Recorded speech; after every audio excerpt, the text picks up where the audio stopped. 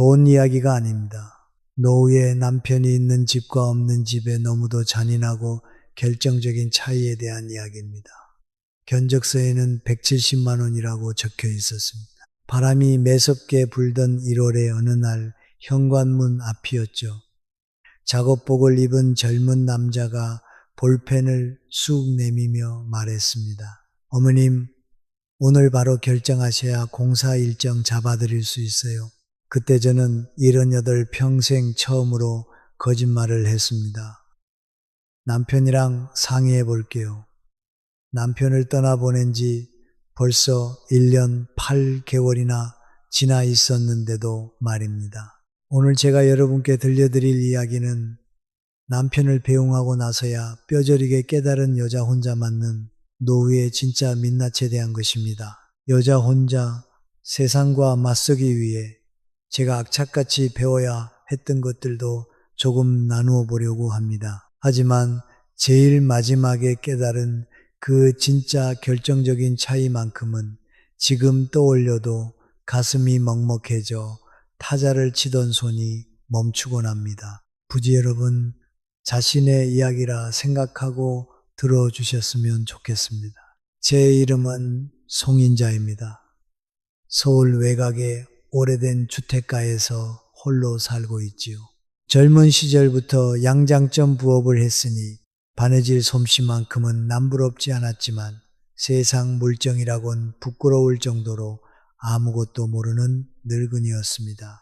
그걸 뼈저리게 깨달은 게 바로 그의 1월이었습니다. 이야기는 제가 거짓말을 하기 3일 전으로 거슬러 올라갑니다. 아침에 세수를 하려는데 따뜻한 물이 나오지 않았습니다. 보일러가 그야말로 먹통이 되어버린 겁니다. 12년을 쓴 기계였죠. 한겨울에 따뜻한 물이 안 나오는 집이 얼마나 사람을 서럽고 옹색하게 만드는지 겪어보신 분들은 아실 겁니다. 목욕은커녕 설거지할 때 닿는 찬물은 손가락 뼈마디까지 시리게 파고들었습니다. 밤이면 주전자에 물을 끓여 대야에 붓고 수건을 적시어 몸을 닦아냈습니다.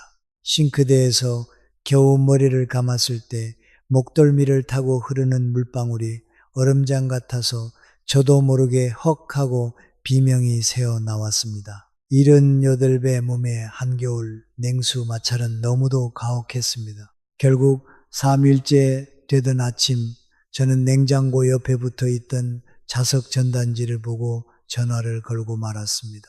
수도 보일러 수리 24시간 출동이라고 적힌 여러분 댁 냉장고에도 하나쯤 붙어 있을 전단지 말입니다.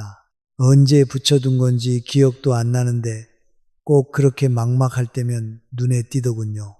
1시간 만에 사람이 왔습니다. 인상 좋고 싹싹하게 말도 잘하는 젊은 청년이었죠. 보일러를 5분 남짓 훑어보더니 대뜸 이러는 겁니다. 아이고 어머님, 이건 통째로 교체하셔야겠는데요. 그러면서 부른 값이 180만 원이었습니다. 사실 이번 주에 이 동네에서 저희가 단체로 공사를 하고 있거든요. 오늘 여기서 바로 결정하시면 특별히 150만 원까지 깎아드릴게요. 청년은 볼펜을 제 쪽으로 들이밀었습니다. 솔직히 고백하자면 저는 아주 잠깐 돈을 가지러 몸을 돌렸습니다. 따뜻한 물 없이 버틴 3일 동안 마음이 너무 약해져 있었으니까요. 그런데 그때 미닫이문 너머 정수 씨의 낡은 책상이 눈에 들어왔습니다.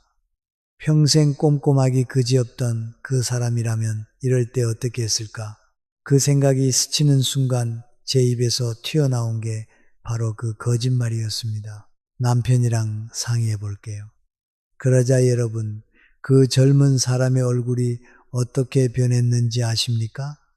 싹 하고 표정이 식었다고 해야 할까요? 제 쪽으로 기울어져 있던 몸을 곧게 세우더니 내밀었던 볼펜을 셔츠 주머니에 도로 꽂아 넣었습니다. 그럼 바깥 어른과 상의해 보시고 연락 주세요. 그는 아주 깍듯하게 인사를 하고는 미련 없이 돌아갔습니다. 현관문을 닫고 저는 한참을 신발장 앞에 주저앉아 있었습니다. 뭔가 몹쓸 짓을 한 것 같으면서도 묘하게 속이 후련했습니다. 하지만 그보다 제 머릿속을 맴도는 건 다른 생각이었습니다. 제가 3일을 꼬박 고민해도 꺾이지 않던 그 막무가내의 강요가 남편이라는 단어 한마디에 흔적도 없이 사라졌다는 사실. 곁에 있지도 않은 남자의 그림자 앞에서 그 청년은 고개를 숙였습니다. 눈앞에 살아 숨쉬는 저에게는 볼펜을 들이밀며 결정을 재촉했으면서 말이죠. 아, 이런 거였구나. 78이 되어서야 비로소 깨달았습니다. 여자의 노후 곁에 남자가 있는 것과 없는 것이 하늘과 땅 차이라는 걸. 하지만 그 차이는 제가 막연히 상상했던 그런 종류의 것이 아니었습니다. 그날 이후로 1년 동안 저는 그 무서운 차이를 온몸으로 겪어내야만 했습니다. 어쨌든 거짓말은 했지만 따뜻한 물은 여전히 나오지 않았습니다. 부산에 사는 딸 지연이에게 전화를 걸까 망설였죠.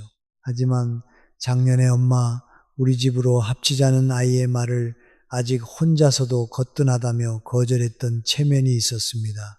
여기서 울며 매달리면 거봐 내가 뭘 했어 혼자서는 안 된다니까 하는 잔소리가 날아올 게 뻔했습니다. 부모의 알량한 자존심이란 참 내 것이면서도 다루기 버거운 짐입니다. 그래서 혹시 보일러 보증서라도 남아있을까 싶어 남편의 책상 서랍을 열었습니다. 기계 부품 회사에서 40년 동안 검사원으로만 일했던 사람입니다. 말수가 적고 일요일마다 집안 어딘가를 묵묵히 고치고 다듬던 사람이었죠.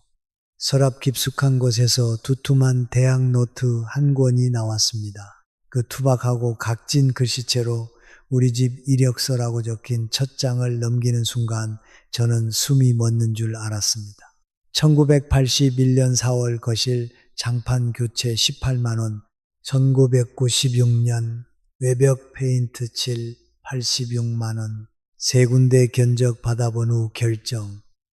2014년 3월 보일러 교체 및 공사비 총 85만 원. 시장통 설비집 정직한 사람임. 이 집에 일어난 모든 고장과 수리업자의 특징과 가격까지 전부 적혀 있었습니다. 53년을 살 부비고 살면서 저는 남편에게 이런 꼼꼼한 기록이 있다는 것조차 몰랐습니다. 다음날 아침 저는 노트에 적힌 그 시장통 설비집에 전화를 걸었습니다. 지긋한 목소리의 사장님이 전화를 받으시더군요. 아이고 송 여사님, 박 과장님께서 오랫동안 저희 집 단골이셨죠.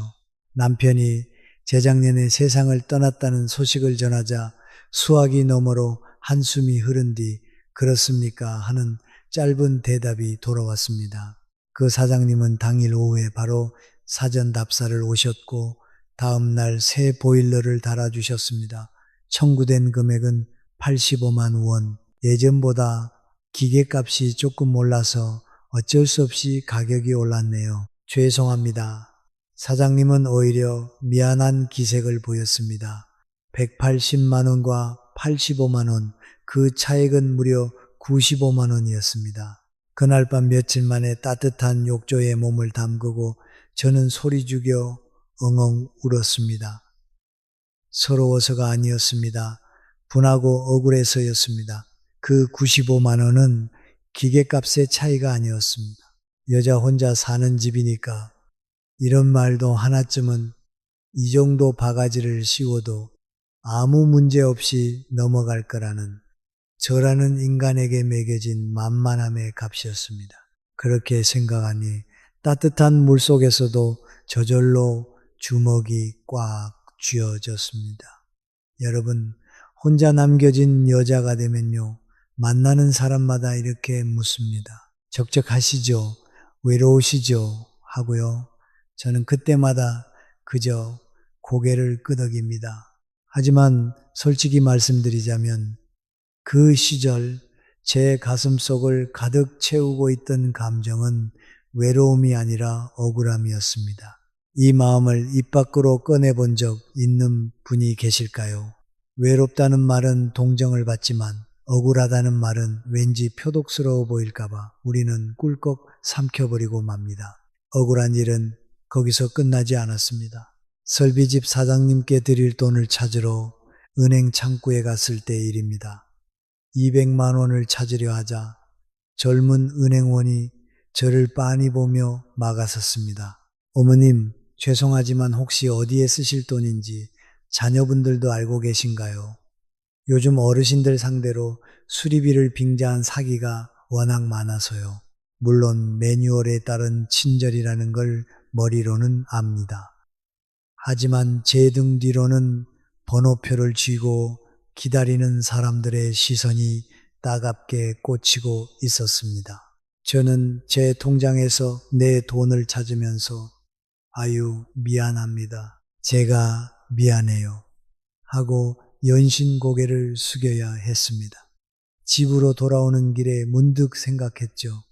내가 대체 왜 사과를 한 걸까? 여자 혼자 늙어간다는 건 이런 일들의 연속이었습니다. 표적이 되거나 의심받거나 온전한 한 사람의 손님으로서 정당한 가격조차 제시받지 못하는 주제에 온전한 어른으로서 내 돈을 찾는 일조차 쉽게 허락되지 않는 삶. 그러고 보니 남편이 세상을 떠나던 구청에서 서류를 떼며 세대주란 앞에서 손이 덜덜 떨렸던 기억이 납니다.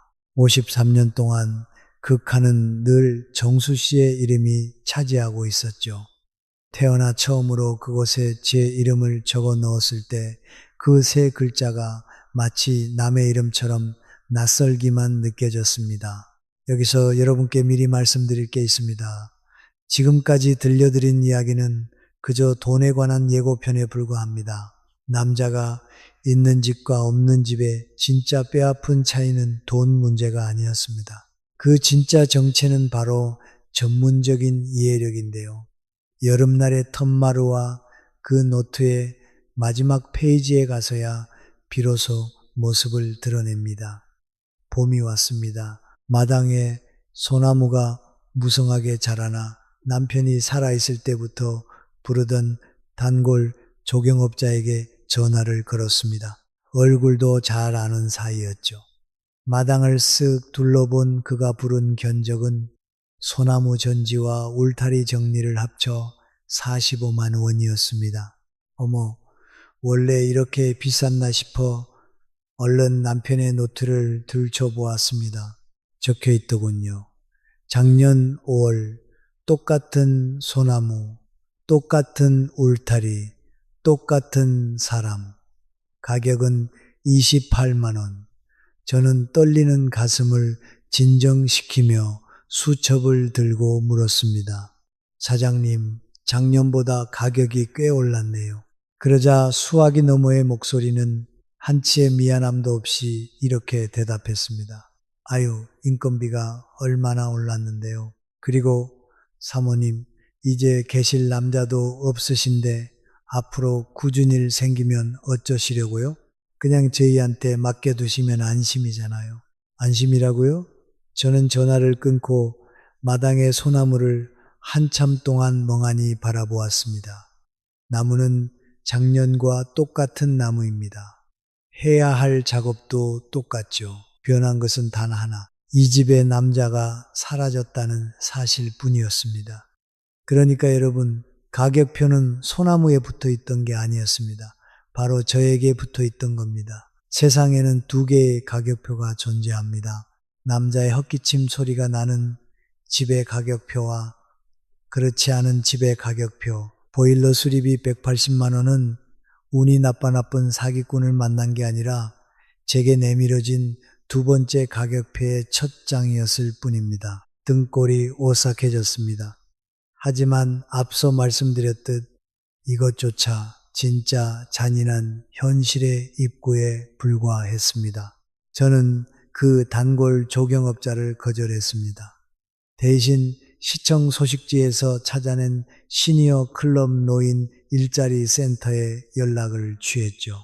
어르신들이 등록해서 마당 청소나 간단한 수리를 도와주시는 곳입니다. 며칠 뒤 찾아온 분은 1살 위인 최 씨 할아버지였습니다. 햇볕에 검게 그을린 무뚝뚝하지만 선한 인상의 어르신이었죠. 알고 보니 초등학교에서 40년간 시설 관리인으로 일하셨고 젊은 시절엔 아버지를 도와 조경일도 하셨다고 합니다. 최 씨 할아버지의 솜씨는 기가 막혔습니다. 반나절 동안 가위질 소리만 사각사각 울리더니 소나무가 몰라보게 단정해졌습니다. 센터를 통해 지불한 돈은 고작 9만 원 남짓. 텀마루에서 시원한 보리차를 대접할 때 평상 위에 남편의 그 노트가 펼쳐져 있었습니다. 제가 가격을 비교해 보느라 꺼내둔 것이었죠. 최 씨 할아버지는 노트를 힐끗 보더니 낮게 중얼거리셨습니다. 바깥 어른께서 참 꼼꼼하신 분이었나 봅니다. 그러고는 뭔가를 더 말하려다 입을 꾹 다물고 보리차를 단숨에 들이킨 뒤 인사를 하고 돌아가셨습니다. 그때 그분이 삼켜버린 뒷말을 듣게 된 건 여름이 더 깊어진 뒤의 일입니다. 장마가 시작될 무렵 또다시 낯선 불청객이 찾아왔습니다. 이번엔 지붕이었습니다. 어머님, 근처에서 공사하다 보니까 대개 지붕기와가 들떠 있는 게 보여서요. 저거 그냥 두면 비셉니다. 제가 무료로 점검만 해드릴 테니까 문 좀 열어보세요. 사람 좋은 미소를 지으며 말하는 사내. 여러분, 제가 은행에서 억울하게 사과해야 했던 그날 은행원이 마지막에 제 손에 쥐어준 전단지가 하나 있었습니다. 악질 방문 사기주의라는 제목의 전단지였죠. 화가 나서 구석에 처박아 두었다가 나중에 찬찬히 읽어보았는데 거기 사기꾼들의 수법이 적혀 있었습니다. 근처에서 공사 중인데 기와가 뜬 게 보인다며 접근함. 토시 하나 틀리지 않고 똑같았습니다. 대본이 있는 겁니다. 저는 소름이 쫙 돋으면서도 한편으로는 헛웃음이 났습니다. 남자는 계속해서 저를 몰아붙였습니다. 지금 당장 결정하시면 제가 인건비 빼고 380만 원에 해드릴게요. 어떠세요? 아, 당장 결정하는 걸 참 좋아하시나 보네요. 잠시만 기다리세요. 저는 뒤로 물러서 남편의 노트와 돋보기 안경을 챙겨 들고 나왔습니다. 그리고는 아주 천천히 또박또박 말했습니다. 거기 회사 이름이랑 사장님 상호 좀 적어주시겠어요? 제가 지금 137이 소비자 상담센터에 전화를 걸어서 그쪽 회사 평판이 어떤지 먼저 물어보려고요. 공사 얘기는 그 대답 듣고 나서 합시다. 그 사람의 얼굴이 어떻게 됐을까요? 아, 예. 다음에 다시 오겠습니다. 하더니 들어올 때보다 2배는 빠른 걸음으로 대문을 빠져나갔습니다. 현관문을 닫고 나니 다리가 후들거려 주저앉고 말았습니다. 무서웠던 겁니다, 사실은. 하지만 제 입가에는 웃음이 번지고 있었습니다. 태어나서 처음으로 세상이라는 거대한 벽과 맞서서 비기지도 않고 온전히 승리한 날이었으니까요. 그날부터 저는 조금씩 저 자신을 지키는 법을 터득해 나갔습니다. 아무리 당황스러운 일이 생겨도 그 자리에서 절대 도장을 찍거나 결정을 내리지 않는다. 막막할 때마다 자꾸 눈이 가는 냉장고의 자석 전단지들은 쓰레기통에 몽땅 버렸습니다. 집 전화는 항상 자동응답기로 돌려놓고 이 통화는 녹음되고 있습니다. 라는 안내 멘트가 나오게 설정했습니다. 그리고 남편이 쓰던 커다란 검은 우산과 흙 묻은 작업화를 현관에 그대로 꺼내 두었습니다. 네, 저도 압니다. 이 마지막 방법을 쓸 때마다 가슴 한구석이 텅 빈 것처럼 씁쓸하다는 걸요. 밤에 현관에 놓인 그 우산을 볼 때면 문득 그런 생각이 들었습니다. 나는 홀로 서는 법을 배운 게 아니구나.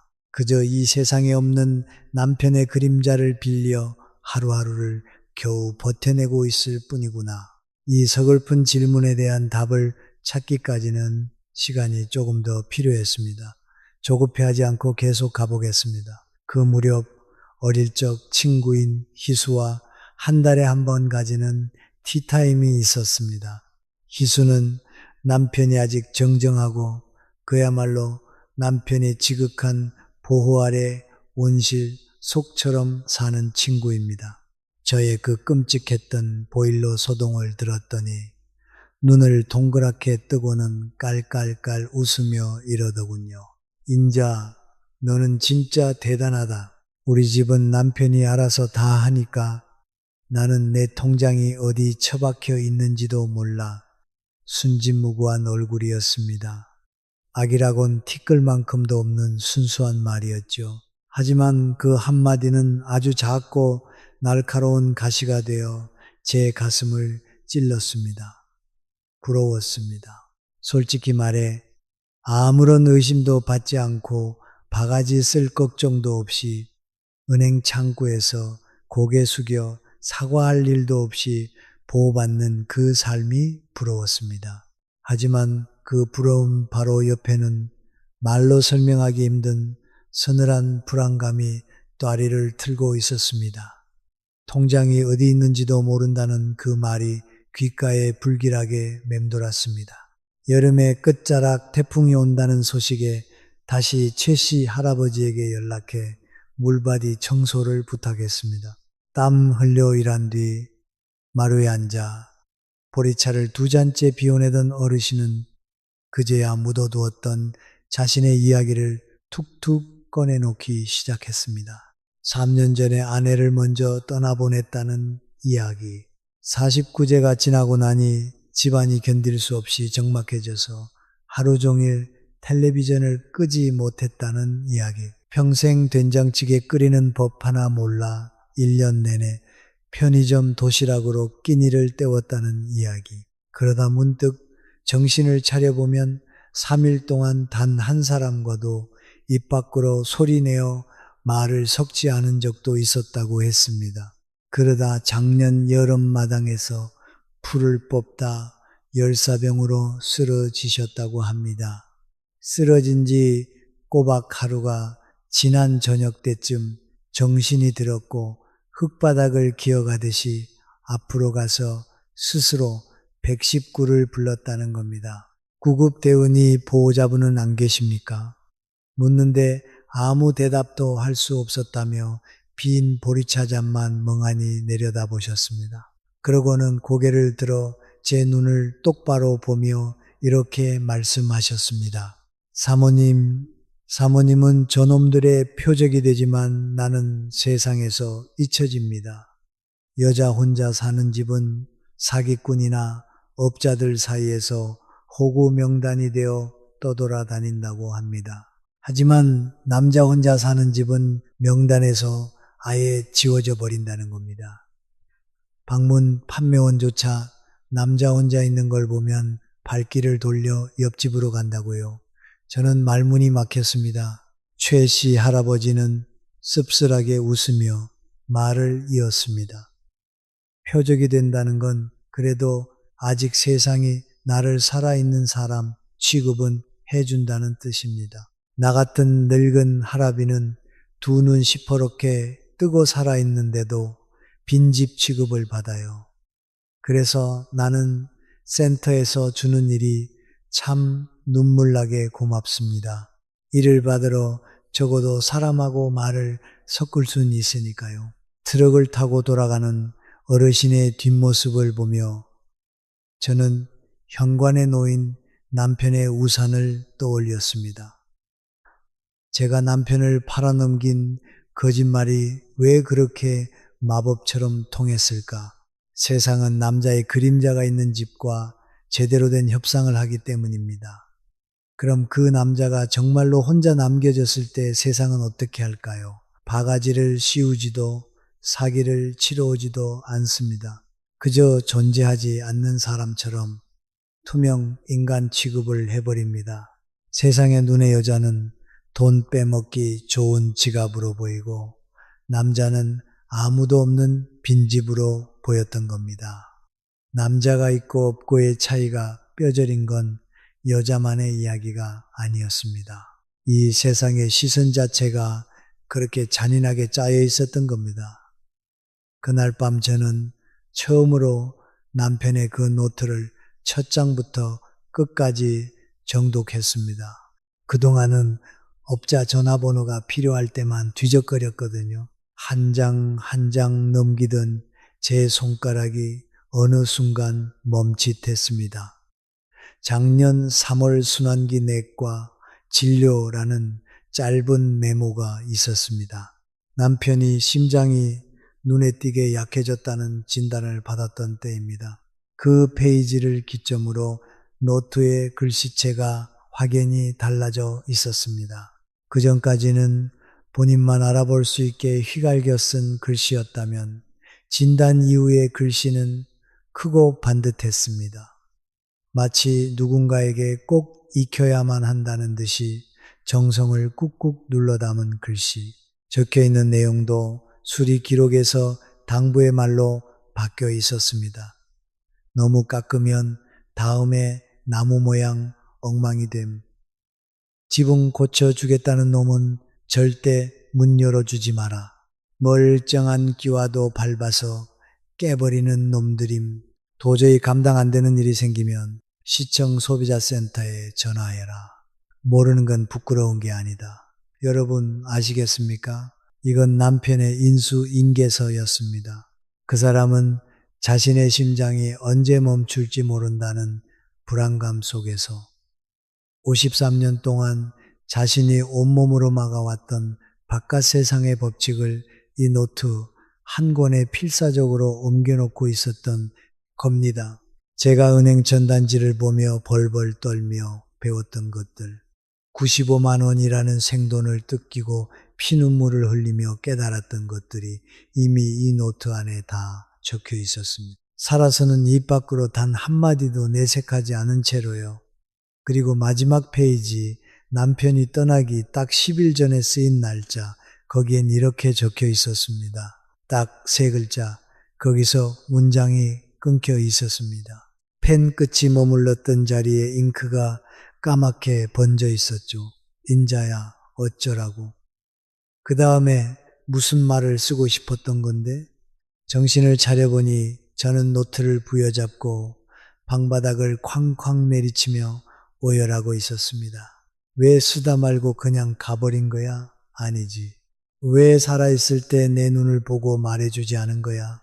소나무 가지치기 가격도 지붕 사기꾼 이야기도 53년을 한 이불을 덮고 살았는데 당신이 입 꼭 다물고 그 무거운 짐을 혼자 다 떠안는 바람에 나는 세상 물정이라곤 하나도 모르는 바보 같은 78 늙은이가 되어 버렸잖아. 한참을 목 놓아 울고 나니 묘하게 마음이 차분해졌습니다.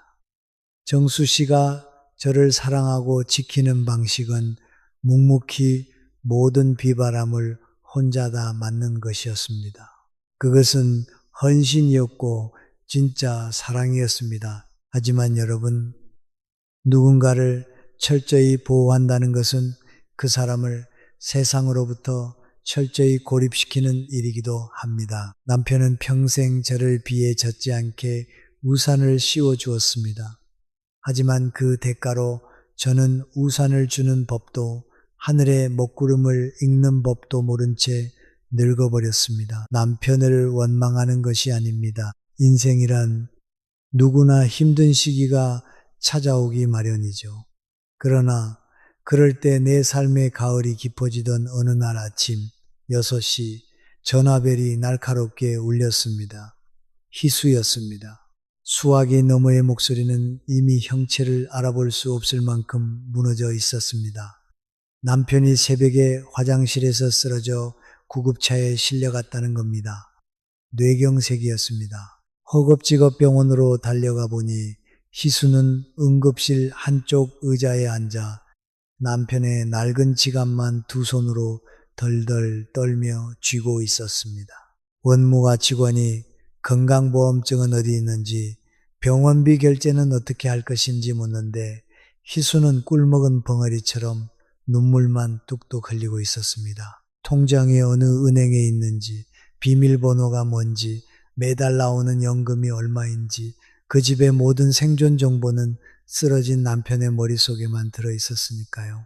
인자야, 나 우리 집 일인데 내 인생인데 아는 게 하나도 없어. 제 소매를 꽉 부여잡고 무너져 내리는 희수의 얼굴을 본 순간 저는 벼락을 맞은 듯 깨달았습니다. 아, 이게 바로 청구서구나.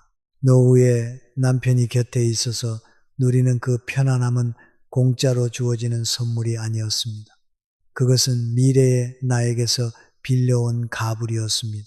두 사람이 건강할 때 삶의 무게를 나누어 짊어지지 않은 대가는 인생에서 가장 최악인 어느 날 지독한 이자까지 일시불로 청구되는 겁니다. 저는 남편을 떠나보내고 1년 8개월 동안 온갖 수모를 겪으며 그 빚을 할부로 갚아 나갔다며 희수는 오늘 단 하룻밤 만에 그 거대한 빚더미를 통째로 뒤집어 쓴 셈이었습니다. 하지만 여러분, 이때부터는 저의 그 지독했던 1년이 빛을 발할 차례였습니다. 저는 쇠약해진 희수의 손을 이끌고 곧장 병원의 의료사회복지사를 찾아갔습니다. 병원에는 생각보다 의지할 수 있는 전문가들이 많거든요. 거기서 배운 대로 본인 부담상 한제라는 제도를 그 자리에서 신청했습니다. 이 제도를 활용하면 입원비와 치료비가 한 달에 정해진 한도까지만 청구되기 때문에 가게가 파탄 나는 걸 막을 수 있습니다. 퇴원할 때가 아니라 입원 직후에 바로 알아봐야 하는 정보죠. 그러고 나서 병원 매점으로 내려가 두꺼운 대장 노트 한 권을 샀습니다. 겉표지에 제가 굵은 펜으로 적었죠. 희순의 집 이력서. 남편분의 의식이 조금씩 돌아오기 시작한 주부터 우리는 병상 옆에서 그 작업을 시작했습니다. 남편은 뇌경색 후유증으로 오른쪽 마비가 오고 발음도 어눌해졌습니다. 하지만 다행히 기억력은 또렷했죠. 제가 질문을 던집니다. 형부 때의 보일러 교체한 지 몇 년 됐어요? 지붕 고칠 때 부르던 단골 설비집은 어디예요? 자동차 보험 만기일은 언제죠? 형부가 힘겹게 띄엄띄엄 대답을 하면 희수가 노트에 꾹꾹 눌러 적었습니다. 단골 곡물집은 역전 비편. 그 짧은 문장 하나를 적는데 5분이 걸리는 날도 있었습니다. 어느 날 병실을 나서려는데 형부가 움직이는 왼쪽 손으로 희수의 손을 덜컥 잡았습니다. 그리고 쉰 목소리로 쥐어짜듯 말했습니다. 미안하다. 희수는 눈시울을 붉히며 뭐가 미안해? 늙으면 다 아픈 거지? 하고 억지 웃음을 지었습니다. 하지만 형부는 고개를 저으며 한마디를 더 뱉어냈습니다. 이제부터 내가 다 알려줄게. 저는 조용히 병실을 빠져나와 차가운 복도 벽에 기대어 한참을 서 있었습니다. 정수 씨, 당신이 마지막 페이지에 남긴 인자야 뒤에 하고 싶었던 말도 필시 이거였겠죠. 나 혼자 다 짊어지고 가서 미안하다고, 이제라도 알려주고 싶다고. 자, 여러분, 78이 되어서야 온몸으로 부딪히며 깨달은 사실을 정리해 보겠습니다. 여자의 노후는 남자가 있는 것과 없는 것이 하늘과 땅 차이입니다. 이 엄청난 차이 맞습니다. 혼자서도 당당하게 살 수 있어요. 그런 속편한 위로는 하지 않겠습니다. 하지만 그 차이의 진짜 정체는 밥 먹을 때 마주 앉을 사람이 없다는 외로움의 크기가 아니었습니다. 첫 번째 정체는 세상이 나를 대하는 태도입니다. 똑같은 소나무 가지치기가 28만 원에서 45만 원이 되고 똑같은 보일러가 85만 원에서 180만 원이 되는 마법. 세상은 여자 혼자 사는 집에 호구용 가격표를 들이밀고 남자 혼자 사는 집은 아예 없는 집 취급을 하며 투명인간을 만들어버립니다.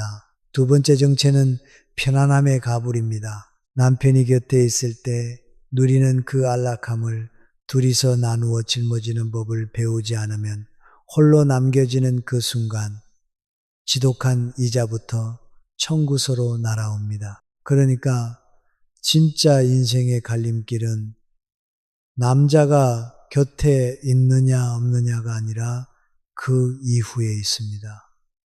곁에 있을 때 삶의 방식을 얼마나 공유했는가, 그리고 홀로 남겨졌을 때 세상과 마주하는 법을 다시 배울 용기가 있는가, 거기서 우리의 남은 노후는 천국과 지옥으로 나뉩니다. 그러니 남편이 아직 정정하신 분들은 당장 오늘 밤부터 삶의 지도를 나누어 가지세요. 말로 하기 쑥스럽다면 빈 노트 한 권을 식탁 위에 올려두는 것부터 시작하시면 됩니다. 그리고 저처럼 이미 혼자가 되신 분들, 남편의 그림자를 빌리는 걸 부끄러워하지 마세요. 현관에 남편 신발을 꺼내 두든 자동 응답기를 틀어놓든 1372 소비자센터 번호를 냉장고에 붙여두든 빌릴 수 있는 무기는 다 빌리세요. 그렇게 남편의 우산 아래 비를 피하며 천천히 내 목소리를 내는 법을 연습하면 됩니다. 다른 데서도 견적 받아볼게요. 차근히 알아보고 연락할게요. 입 밖으로 내어 연습한 횟수만큼 세상이 우리에게 들이미는 엉터리 가격표는 제자리를 찾아갈 겁니다. 딸 지연이가 다녀갔습니다. 녀석의 가방 틈새로 실버타운 요양원 템플릿이 삐죽 나와 있는 걸 저는 모른 척 했습니다. 딸이 오자마자 거실 전화기가 울렸습니다. 지붕을 무료로 점검해 주겠다는 또 그 뻔한 수법의 사기꾼이었죠. 저는 녹음 안내 멘트가 끝난 뒤 수화기를 들고 아주 평온하게 말했습니다. 아, 수고하십니다. 저희 집은 수리할 때 반드시 3군데 이상 서면으로 견적서를 받는 게 원칙이라서요. 회사 주소 불러주시면 제가 찾아가서 견적서 받아오겠습니다. 당연히 상대방은 전화를 뚝 끊어버렸죠.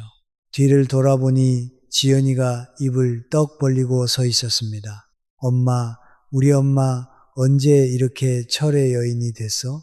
저는 웃으며 남편의 노트를 꺼내 보여주었습니다. 지연이는 아빠의 꼼꼼한 글씨를 한참 동안 쓰다듬듯 넘겨보았습니다. 그리고 마지막 장 인자야라고 적힌 페이지에서 녀석도 훌쩍거리며 코를 먹더군요.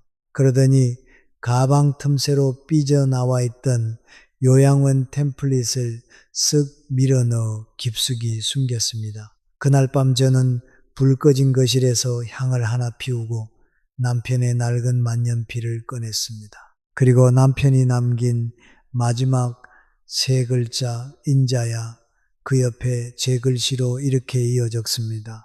잉크 색깔도 글씨체도 전혀 다른 2사람의 흔적이 모여 마침내 하나의 온전한 문장이 되었습니다. 53년 만에 처음으로 부부가 함께 써간 합작품이었죠. 그리고 다음 페이지를 넘겨 저는 아주 크고 또박또박한 글씨로 적기 시작했습니다. 우리 집 이력서 2대 주인 송인자. 보일러 교체 1년차. 믿을만한 설비집은 시장 철물점 옆집. 마당일은 무조건 시니어 클럽 최씨의 어르신께 먼저 연락할 것.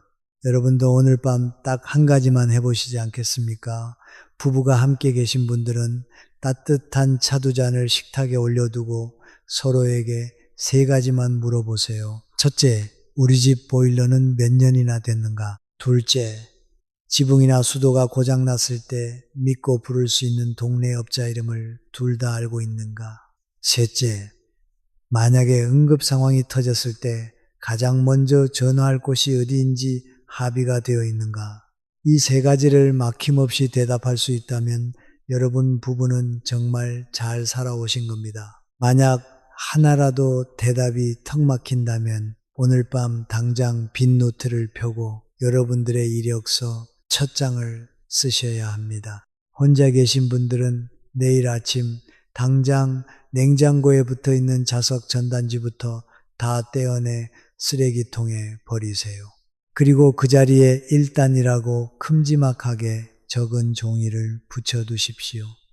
그것만으로도 턱없이 비쌌던 여러분의 가격표가 한 장쯤은 제자리로 돌아올 겁니다. 그리고 이 이야기 아내에게 집안의 모든 대소사를 맡겨둔 채 마음 편히 지내시는 남편분들, 반대로 남편이 다 알아서 해주니 나는 통장 비밀번호도 모른다며 웃고 계신 아내분들께 꼭 한번 들려주셨으면 좋겠습니다. 제 현관에는 여전히 남편의 커다란 까만 우산이 놓여 있습니다. 하지만 요즘 거센 비바람으로부터 저를 진짜 지켜주는 건 그 낡은 우산이 아닙니다. 비가 오면 먹구름의 냄새를 맡고 하늘을 고지 올려다보는 제 자신의 맑아진 두 눈이랍니다. 마지막으로 하나만 여쭤볼게요. 여러분의 보일러는 지금 몇 년 차인가요? 숫자 하나만 남겨주셔도 좋습니다. 댓글로 여러분의 안부를 들려주세요. 혹시 저처럼 두 개의 가격표를 받아보고 서러웠던 경험이 있으신 분들의 이야기도 기다리겠습니다.